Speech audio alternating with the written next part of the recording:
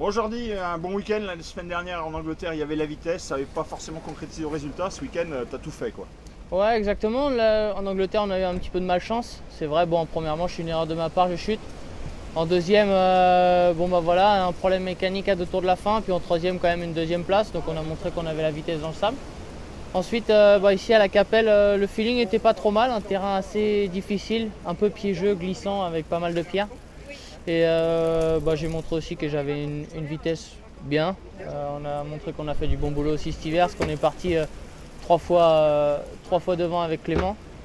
Donc voilà, après juste un petit peu déçu de ma super finale où j'ai pas roulé comme je l'aurais souhaité, un petit peu plus tendu que les 2 manches d'avant. Mais bon, on va dire qu'il y a des fois tu te sens un petit peu mieux que d'autres. Mais bon, quand même, sur 2 week-ends, on a quand même été régulier aux avant-postes. Donc voilà, c'est de bon augure pour le Qatar. Après, la saison va être longue, c'est 20 Grands Prix. Donc on a le temps, on va pas se fixer des objectifs trop hauts. Après, si c'est possible de faire bien, on va dire au top, on fera au top. Sinon, bah voilà, on s'est fixé des objectifs un petit peu plus bas pour le Qatar et voilà, on verra.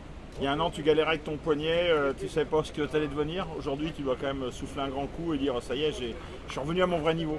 Ouais, exactement. C'est vrai que ce poignet-là, on s'est demandé au bout d'un moment si on allait s'en sortir. Et voilà, on a réussi après beaucoup de travail. C'est vrai que l'année dernière, c'était un petit peu compliqué. Et puis fin d'année, on a quand même montré des belles choses. Là, on a pu faire un hiver à 100%. Le team a fait du bon travail. Avec mon père, on a fait du bon travail. Après, il y a toujours la famille qui suit derrière, la copine, ma mère, mon frère qui sont derrière à 200%. Et tout ça qui fait que voilà, on est arrivé à... Voilà, on travaille pour être aux avant-postes et on l'espère en tout cas.